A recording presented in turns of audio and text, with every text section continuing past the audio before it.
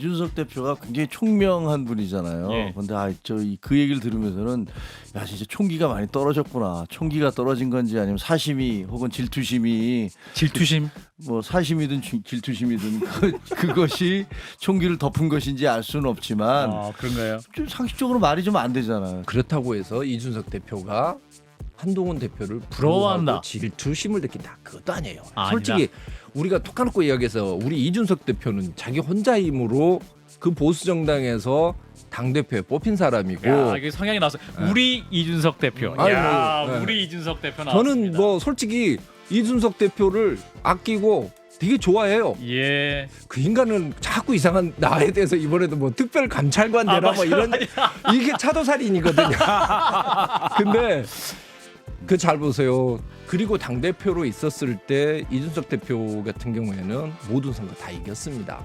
한동훈 대표는 지방선거, 사실은 그렇게 성공적인 데뷔를 못했어요 총선에서. 그리고 당에서 쫓겨났죠. 진짜 억울하게 쫓겨났지만 그 쫓겨나서도 어찌됐든 간에 당을 만들어서 이 양당 구조 속에서 그걸 비집고 나와서 결국은 지역구에서 당선이 된 사람입니다. 예. 뭐 이런 얘기까지 하고 싶지는 않은데 해주세요. 귀책 사유가 있잖아요. 이준석 대표 같은 경우는 그거를 당에서 먼저 문제 삼은 게 아니잖아요. 뭐 무슨 뭐가 있었느냐 어쩌냐가 아니 근데 그거는 문제가 지금 됐기 때문에 법률적으로 봤었을 때 그 사건 자체는 지금 다 무혐의로 끝났어요. 그러니까 나는 그거를 논쟁을 네. 삼고 싶은 게 갑자기 아니에요. 이준석 대표 토론이 돼가지고요. 아니, 예. 예, CBS 라디오 박정현 판승부 2부 노컷 되면 계속 이어가겠습니다. 자, 한동훈 지도부 체제 이제 새롭게 만들어졌고 당직도 인선이 마무리됐습니다. 또 김종혁 지명직 최고위원을 한판 승부가 배출을 했습니다. 자, 그런데 이준석 개혁신당 의원이 한동훈 대표가 이제 그 당직 인선을 보면서 그 친정 체제를 구축했다. 마치 그 이재명 대표가 부러워서 한동훈의 그 친한 체제를 구축했다. 이렇게 논평을 하더군요. 김종혁 최고위원님. 그 이준석 대표가 굉장히 총명한 분이잖아요. 예. 근데 그 얘기를 들으면서는 야 진짜 총기가 많이 떨어졌구나. 총기가 떨어진 건지 아니면 사심이 혹은 질투심이 뭐 사심이든 질투심이든 그것이 총기를 덮은 것인지 알 수는 없지만 그런가요? 좀 상식적으로 말이 좀 안 되잖아요. 첫째 친정 체제라고 하는데 그 한동훈 친정 체제라고 그렇게 대놓고 얘기하기도 쉽지가 않아요. 물론 이제 이게 9명의 최고위원 중에서 예. 그 5대 4를 만들었다라고 하지만 그 예. 중간에 있는 그 김상훈 정책위 의장 같은 경우는 정말 무색무취한 분이고 그분이 선거에서 한동훈 대표를 뭐 도왔던 분도 아니고 전당대회 때. 예, 그리고 또 TK이시고 그래서 친윤 쪽에 가까울 수도 있는 거고 그래서 그분을 임명했기 때문에 친정 체제가 구축됐다. 그 친정 체제라면 적어도 이재명 대표 정도는 돼야지 친정 체제죠. 아버지 소리도 들어가고 그리고 뭐 얼굴에 뭐 묻은 거 있으면 띄워도 주고 큰절도 받고. 예, 큰절도 받고 아직 시간이 많이 남아 있지 않습니까? 그래도 그런 시간. 예. 그럴 앞으로 예. 그거는 이제 본인의 리더십으로 끌어가는 거지만 알겠습니다. 근데 제가 보기에 무슨 뭐 친정 체제를 구축했다는 일단 그 전제 자체가 사실관계가 친정 별로 체제는 부합하지가 아니다? 않고 그 다음에 거기다가 어떻게 이재명 대표하고를 비유해요? 그 이재명 대표도 기분 나쁘실 것 같아요. 서로 기분 나쁘다. 안 나쁘죠. 안 나쁜가요? 그러니까 한동훈 대표는 뭐안 나쁘 좋지. 그러니까 이제 정치는 그렇게 하는 거예요. 정치는 그렇게 하는 거예요. 이게 친정 체제라는 건 정치력을 굉장히 극에 달하게끔 마련했다는 거잖아요. 모든 걸 어떤 게 다른 데서 누수가 안 되게끔 리스크를 다 해지하고 이건 내가 흔들림 없이 가겠다라는 것인데 한동훈 대표는 이재명 대표한테 배워야 돼요. 그런 측면에서는. 그게 좋은 거다. 일단은 그런 측면에서는 배워야 되고. 야 그럼 김정은이 짱인 거. 히틀러가 짱이네. 한동훈 친정 체제 자체는 따라온다 이제. 한동훈 친정 체제 자체는 좀 무리한 당황했어. 면이 있어요. 그러니까 이준석 의원 자체는 뭐 좋을 수는 있으나 이제 얘기하는 그 얘기는 이제 제가 비견을 하는 것은 좋은 것만 배워라 그거죠. 좋은 것만 배워라. 이 이준석 의원 같은 경우는 좀 나름대로 부러움도 있었던 것 같고. 한동훈 대표에 대해서. 왜냐하면 본인이 따지고 보면은 이 윤석열 대통령한테 정말 매몰찬 잊을 수 없는 그 토사구팽을 당했잖아요. 그렇죠. 체리 따봉 맞고 바로 당 밖으로 아하. 이렇게 내쫓기면 당했다는 그런 기억이 있어서 근데 한동훈 대표도 그래야 되는데 한동훈 대표는 본인과 다른 거예요. 왜냐하면 윤석열 대통령에 대한 데이터베이스가 한동훈 대표는 많다. 그러기에는 윤석열 대통령이 이준석 전 지금 의원처럼 당시 전 대표처럼 체리따봉을 날리고 쫓아내기에는 무게감이 크다.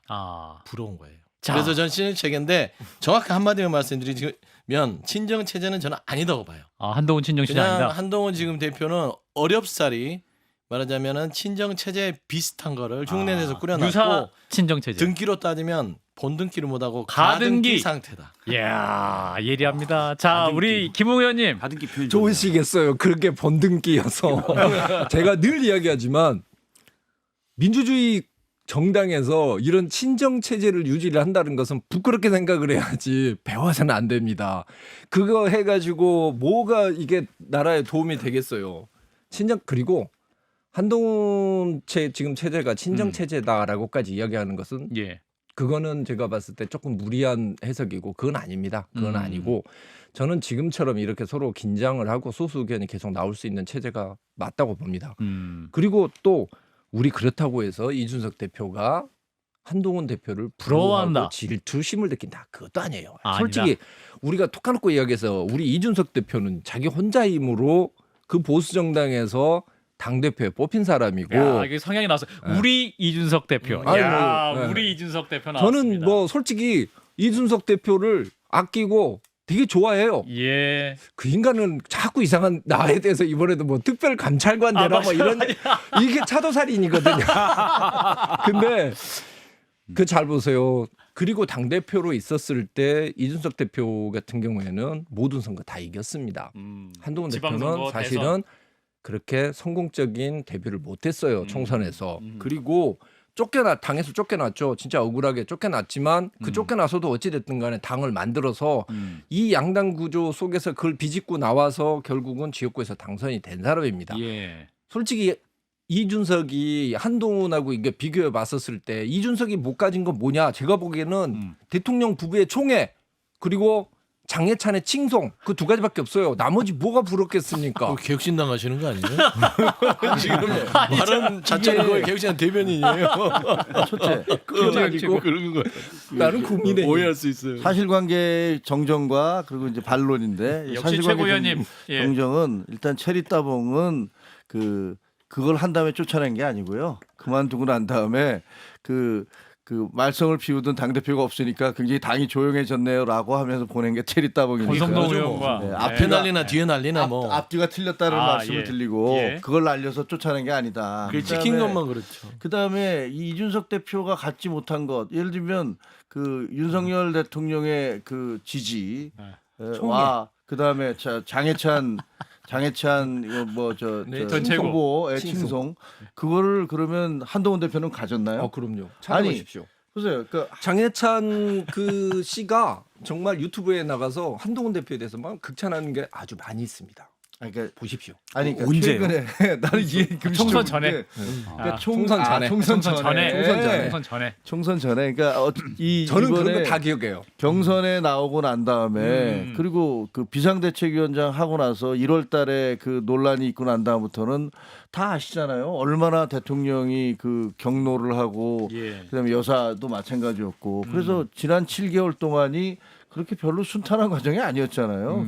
그 나중에는 뭐 문자까지 공개되고 예. 온갖 상상을 초월하는 방법으로 한동훈 대표를 뭐 좀 안 나오게 하려고 했거나 아니면 당선되지 않게 하려고 했기 때문에 예. 마치 무슨 이준석 대표 아니 근데 이준석 대표가 당했던 것 같이 그렇게 당하든지 아니면 하다못해 연판장을 맞아봤습니까? 그러니까 에이 그 정도 가지고 당했다라고 연판장은 이야기하면- 돌리려고 하다가 중단이 된 거고요. 결국은 그 중단된 거고 예. 그다음에 뭐 이런 얘기까지 하고 싶지는 않은데 해주세요. 귀책 사유가 있잖아요. 이준석 대표 같은 경우는 그거를 당에서 먼저 문제 삼은 게 아니잖아요. 뭐 무슨 뭐가 있었느냐 어쩌냐가 아니 근데 그거는 문제가 지금 됐기 때문에 법률적으로 봤었을 때 그 사건 자체는 지금 다 무혐의로 끝났어요. 아니, 그러니까 나는 그거를 논쟁을 네. 삼고 싶은 게 갑자기 아니에요. 이준석 대표 토론이 돼가지고요. 아니, 예, 아니니까. 짧게 마무리해 주세요. 예, 그건 아니고 예.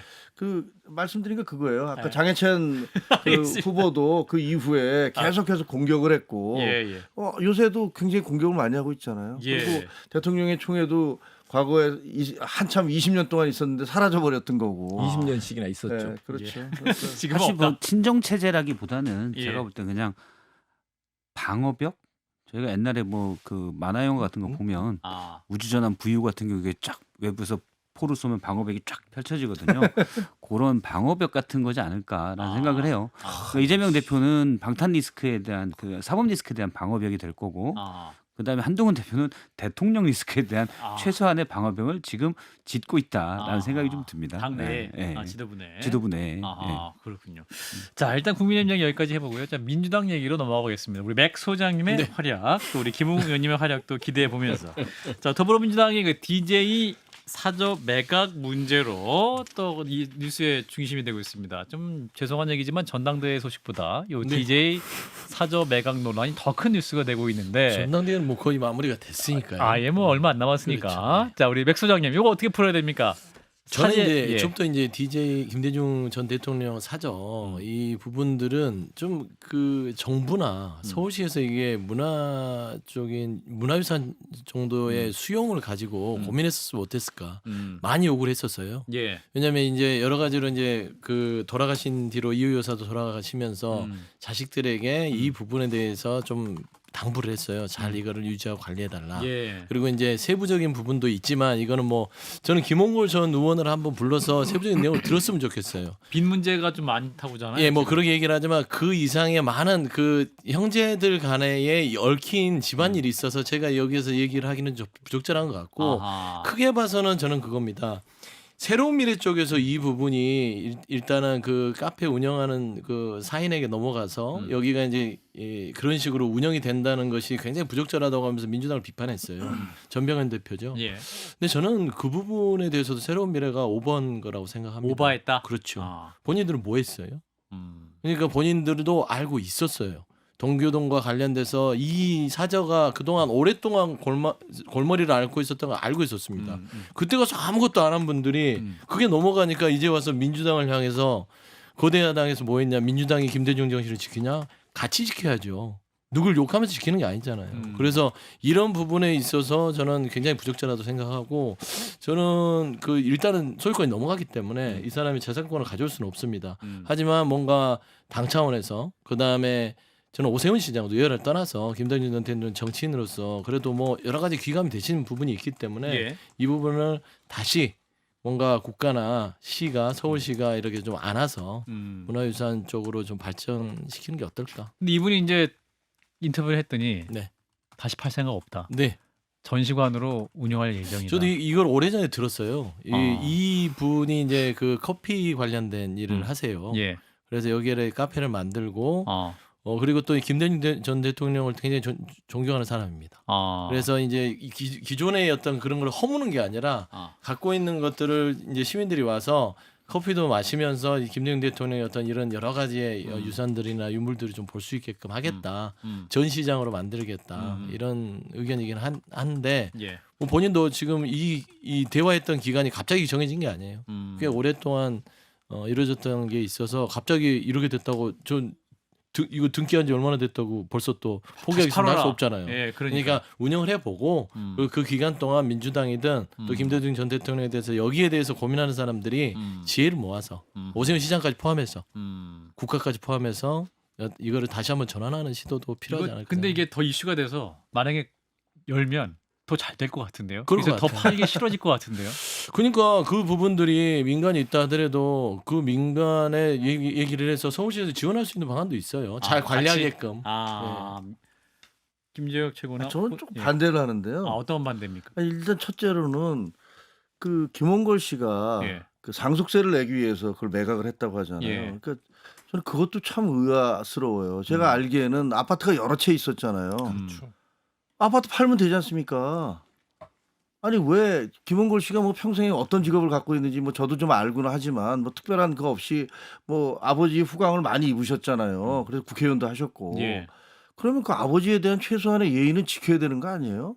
그럼 그 자기가 다른 재산이 뭐 어떻게 있는지는 잘 모르겠는데 그때 뭐 논란이 돼서 결국은 아파트 뭐 가격을 뭐 많이 받았다느냐 안 받았더니 이런 논란이 됐었는데 당연히 아버지의 그 유산이 될 만한 동교동 그걸 지켰어야죠. 예. 그거를 자기는 그냥 팔아버리고 그 다음에 그걸 국가에서 매입을 해라라고 얘기를 한다는 거는 좀 조금 너무 좀 그렇다. 예를 들면 이승만 대통령처럼 뭐 자녀도 없고 그래서 나중에 뭐 많은 세월이 흐른 다음에 그 기념사표를 하자라고 뭐 그런 식으로 얘기를 하는 거는 모르겠는데 예. 지금 아들들이 살아 있고 또 그분들이 무슨 뭐 못 사는 분들도 아닌데 예. 그것을 왜 국가가 그리고 김대중 대통령 저도 뭐 저 같이 출입 기자도 했었고 저도 상당히 그 존경하는 대목이 있는 대통령이시라고요. 근데 광주에 김대중 컨벤션 센터도 있고 김대중 도서관도 있고 이미 김대중 대통령은 우리 역사에서 상당 부분 그 존경받는 파트로 많은 국가 내지는 뭐 이런 쪽에서 그걸 해드렸어요. 근데 지금 뭐 자기 사저 부분에 대한 것까지도 아드님들이 그거를 국가에서 맡아달라는 식의 혹은 뭐 다른 분들이 그렇게 얘기하는 거는 그거는 너무 과도하다. 박 실장님은 어떻게 보세요? 저는 일단은 민주당이 이 문제를 해결하고 싶으면 그 매입한 사람분들 예. 세 분이 이제 같이 매입했다는데 예. 만나서 협의를 일단 해야 될 것 같아요. 그래서 서로의 의사를 파악하고 어떻게 되는지 지금 여러 민주당 의원분들이 얘기를 하시는데 그냥 얘기할 게 아니라 일단 만나서 의사도 직접적으로 파악하고 그게 일단 1순위 같고 김홍걸 전 의원은 뭐 도덕적으로든 역사적으로든 비난받아 마땅하다고 생각합니다. 원래 이 여사 돌아가셨을 때도 재산 상속 문제가 있었고 형제들 간에 좀 이렇게 마치 상속 분쟁처럼 비춰졌었잖아요. 제가 알기로는 그게 DJ의 아들들인데 그렇게 비춰지는 게 싫어서 서둘러 그냥 봉합을 시켰던 문제거든요. 그러면 그 여사의 친자인 막내가 알아서 해 이렇게 하고 그냥 남겨둔 거예요. 왜냐면 그게 시끄럽게 되기가 싫어서 그랬던 거거든요. 그런데 이런 식으로까지 할 줄 몰라서 물론 지금은 개인이지만 당연히 비난을 받아야 되고 다시는 정치를 하면 안 되고 책임을 져야 되는 뭐 개인이 뭘 책임을 지겠습니까? 솔직히 그렇지만 어쨌든 비난받아 마땅하다고 생각하는데 문제 해결을 위해서는 민주당이 좀 더 구체적인 액션이 들어갔으면 좋겠고 물론 이제 그 돈이 만약에 서울시에서 이것을 지원을 해서 어느 정도 지원을 해서 들어간다. 결국은 그러면 소유권이 있는 김홍걸 씨에게도 그 돈 일부 가게 되는 셈이잖아요. 그래서 김홍걸 씨가 그런데 협조적으로 안 나올 가능성이 저는 크다고도 보는데 그래도 좀 김대중 전 대통령이 우리나라의 역사라면 좀 더 적극적으로 나서서 서울시 같은 곳이 하면 어떨까라는 생각을 합니다. 민주당도 하고 뭐 국민 성금을 모을 수도 있고요. 그리고 말씀하신 대로 그 말도 저는 맞다고 생각해요. 김대중 도서관도 있고 물론 컨벤션 센터는 그냥 이름이 들어간 거지 별건 아니니까 광주에 있는 컨벤션 센터는 근데 도서관도 있고 뭐 있으니까 그런 데서도 조금씩 더 이것도 우리의 하는 사업이다. 라고 좀 구조를 잘 짜면 그런 데서도 좀 할 수 있는 부분도 있지 않을까라는 생각을 합니다. 김홍 의원님은 법률적으로 진단해 주세요. 법률적으로야 뭐 진단일까요? 뭐 간단하죠. 그냥 뭐 매각된 거고 그 뭐 상속세 자기가 뭐 예를 들어서 명의가 자기 명의로 됐으니까 자기가 팔겠다라고 이야기를 하면은 뭐 더 이상 뭐라고 이야기를 하겠습니까?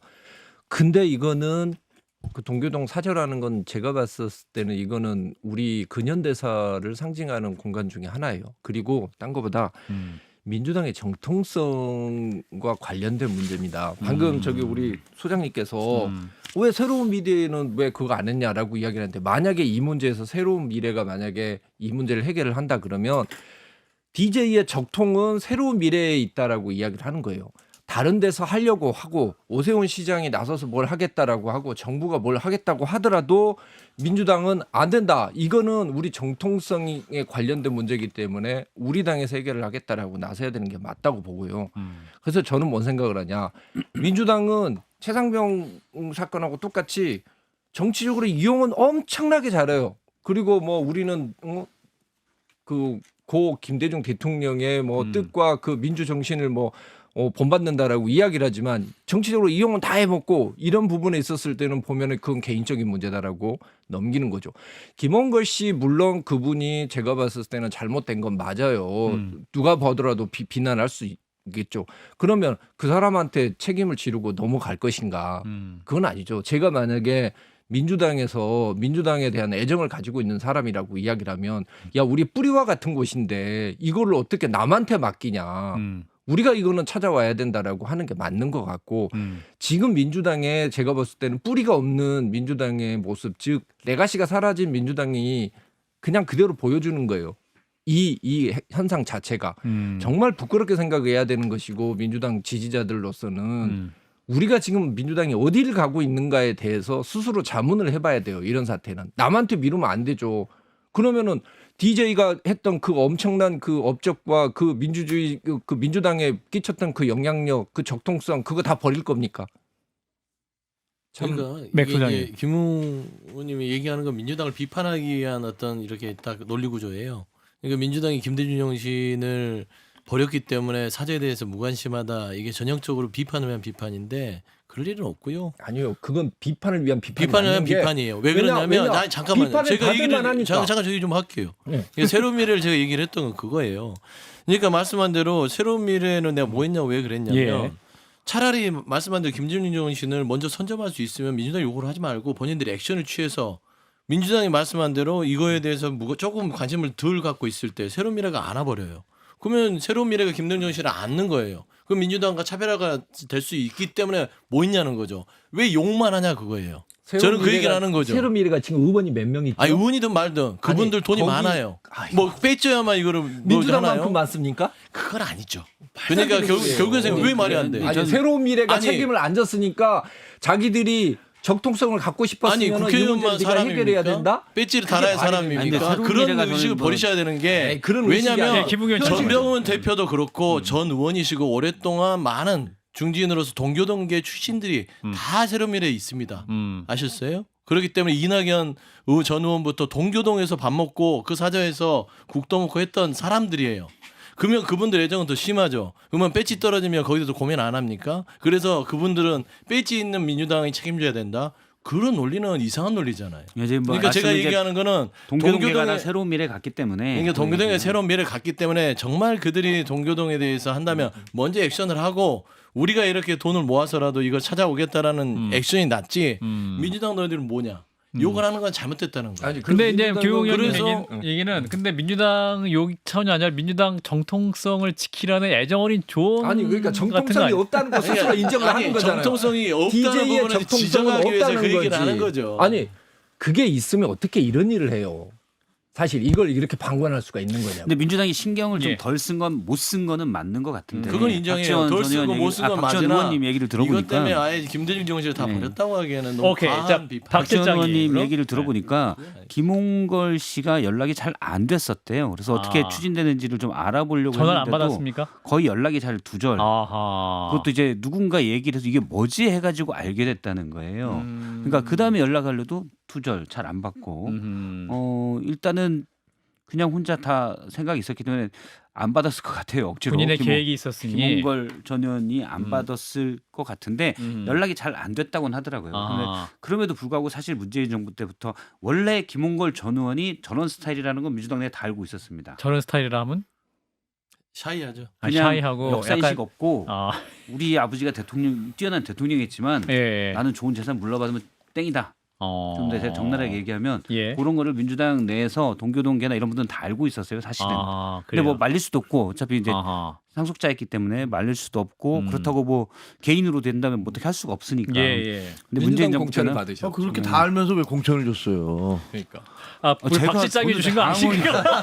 아버지 여기다 물어봐야 되는데 여기다 물어봐야 돼. 거기는 아버지 덕을 봤죠. 그런 거 아니겠습니까? 네. 아버지가 그렇죠. 김대중 그런 결국은 부분 때문에 그때는 공천을 예를 들어서 받았었죠. 그 네. 김홍걸 씨가 좋아서 한 게 아니고 DJ의 그렇죠. 아들이기 때문에 공천을 준 거예요. 그렇죠. 상징성으로 그렇죠. 받아 그 이야기하고 지금 여기에서 사자가 매각되는 데 있었을 때 새로운 그 미래가 니네가 하지 왜 안 했냐라고 이야기하는 거는 두 개가 서로 상충되는 거예요. 그러니까 그게 이게 비판을 위한 비판이라고 그게 이야기를 하는데 비판일 수밖에 없는 잘못됐기 게 때문에 비판을 하는 거예요. 그러니까 김 의원께서 이렇게 얘기하는 게 왜 잘못됐냐? 가시는 거 아니야? 아니 그러니까 제가 봤을 때 무슨 얘기인지 알겠어요. 나는 왜 이렇게 갈 데가 많아? 아니 잠깐만, 오늘 이게 너무 겹쳐. 김홍걸 전 의원께서 이 부분에 대해서 당에 요구를 하고 끊임없이 말씀한 대로 예. 이분이 좀 이 부분이 어려움이 많습니다 하지 않았어요. 아하. 그리고 말씀한 대로 구조상 동교동계 의원들께서 다 이번 공청회에서 밀려났죠. 예. 그러다 보니까 거기 소통 창구들이 줄어든 건 사실입니다. 예. 그렇기 때문에 누군가가 동교동계에서 부여잡고 가야 되는데 마지막 동교동계라고 할 수 있는 서른 의원도 나가셨고 예. 또 관련이 있는 우상호 의원께서도 불출마해서 나가셔버렸기 때문에 예. 각 역할을 할 사람이 없었어요. 아하. 그러니까 이걸 뒤늦게 알고 민주당에 나서서 박지원 의원도 본인 사죄 턴다고 하지 않습니까? 예. 그러니까 애정이 없다. 아예 이렇게 아주 그냥 규정해 버리는 것들은 무리수가 박지원 있다는 의원은 거죠. 소통 창구가 아니었군요. 아니었습니다. 그러니까 이게 그러니까 좀 결국은 멀어 그러면은 있었죠. 적통성 자체가 없다는 거네. 그거는 구조의 문제죠. 어떻게 정통성? 그게 비약이에요. 그게 어떻게 피하게? 아니 어떤 구조 자체가 살짝 지금 이게 아예 어긋나 연결이 안 있는 걸 된다고 어떻게 그랬잖아요, 정통성 지금. 부정하는 연결이 거예요? 마무리하겠습니다. 없다며. 예, 마무리하겠습니다. 이해할 수 예, 없습니다. 예, 두 분. 관전적 김정영. 입장에서 예, 보면요. 김정영 야, 최고. 정말 옛날에 유명한 아버지의 그 정신적 유산을 서로가 뺏어가려고 싸우는 것 같아. 두 당에서. 예. 근데 뭐 둘 다 자격 없는 거 아니에요? 저는 동교동계가 아닙니다. 그냥 자, 박 실장님. 그런 분위기도 있었어요. 김원걸 의원이 예. 그런 부분 때문에 음. 그 민주당 내에서 인정을 못 받았었는데 음. 그런 부분에 대해서 공개적으로 얘기한다거나 비판하는 게 아. 김대중 전 대통령에 대한 또 존경하는 이유 여사에 대한 게 될 수 있기 때문에 아하. 민주당 내에서 사실 말을 별로 안 했었어요. 예. 네, 근데 결국 이제 이런 일까지 가는 거죠. 그래도 이제 이 문제에 대해서 민주당도 관심을 갖고 이재명 대표가 아마 당 대표 된 이후에 뭔가 좀 수습을 위한 방안을 이재명 대표도 지금 예. 물어본 이거 좀 취재를 해보니까 예. 캠프 내에서 이 부분에 대해서 당에서 좀 진행했으면 좋겠다 얘기를 해서 그 지금 메시지들이 뒤늦게 좀 나온다. 그래서 이 부분에 대해서 관심을 좀 덜 가진 거는 반성해야 될 부분은 맞으나 아예 이게 관심을 늦게 갖거나 좀 덜 가질 때서 정통성을 부정한다. 이건 좀 논리비약일 수밖에 없다. 알겠습니다. 그런 할 수밖에 예, 없습니다. 이 얘기는 자, 오늘 여기까지 하겠습니다. 놓고 때려는 역사상 또 2부에서 이렇게 뜨거웠던 적 처음이었던 것 같은데. 자, 오늘 3부까지 가야 될 거예요. 예, 이게 연장 방송 하고 싶지만 여기서 마무리하도록 하겠습니다. 함께 해주신 분 김종혁 국민의힘 최고위원, 서용주 전 더불어민주당 상근부 대변인 두 분 고맙습니다. 고맙습니다. 감사합니다. 감사합니다.